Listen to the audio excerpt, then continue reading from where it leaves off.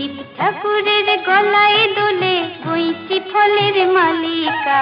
গলায় দড়ি কে পরালো, ওর গলায় দড়ি কে পরালো, বল না গৌরী বালিকা।